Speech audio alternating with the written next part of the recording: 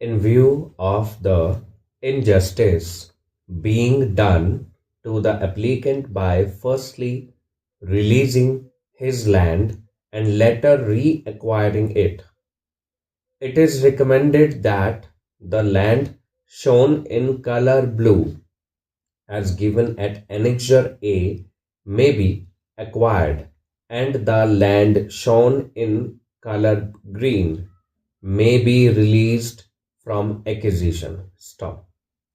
Besides this, it is also recommended that the end of the applicant shown in color blue may be exchanged with that of Huda land shown in color black as at Annexure B, so that the applicant will have land of only two shop come office sites, and accordingly he will be restricted to do his building activity within these two shop come office sites, that is number 14B and 14C. Stop.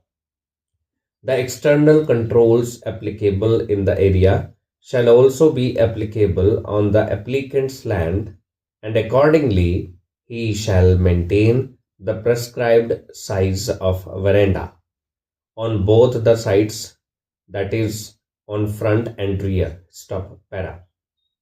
The plea taken by the land acquisition collector in para 3 of the written statement that the building structure was found lying abandoned when it was inspected by the Joint Spot Inspection Committee, or that a small level factory was functioning on the rear side stands belied by the assessment orders passed under the Haryana General Sales Tax Act 1973 for the assessment years 1997-98 and Form ST9 regarding filing of returns of sales tax payable for different quarters during the year 1998-99. Stop. Form ST9 reveals that the gross turnover in every quarter was above rupees 3 lakhs, for which the petitioner firm was duly assessed and the tax deposited. Stop.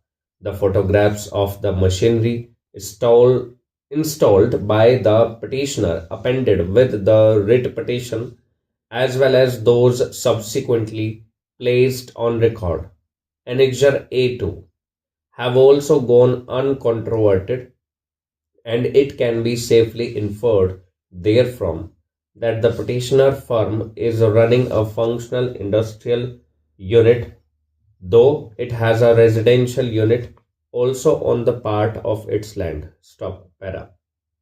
We say so firstly for the reason that the land of Amrit Lal, son of Jagannath, which was more than 5 times bigger than that of the petitioner, was observed to be released, but having realized that it would advance the petitioner's cause to conclusively establish it a case of hostile discrimination, the release order was withdrawn. Stop.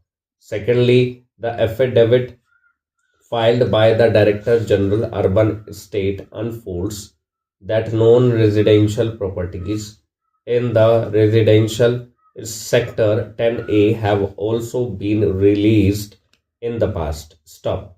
Thirdly, neither the Lok Adalat nor this court ever intended to release the petitioner's land or to allow him to run the industry. Stop.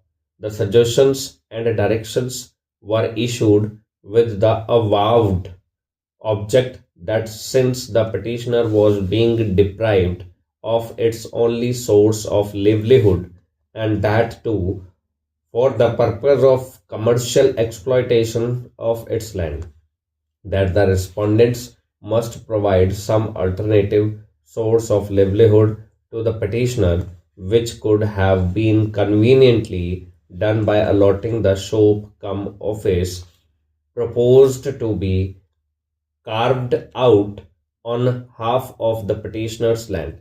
Stop. In this manner, the remaining land of the petitioner could still be utilized for the notified or allied public purposes.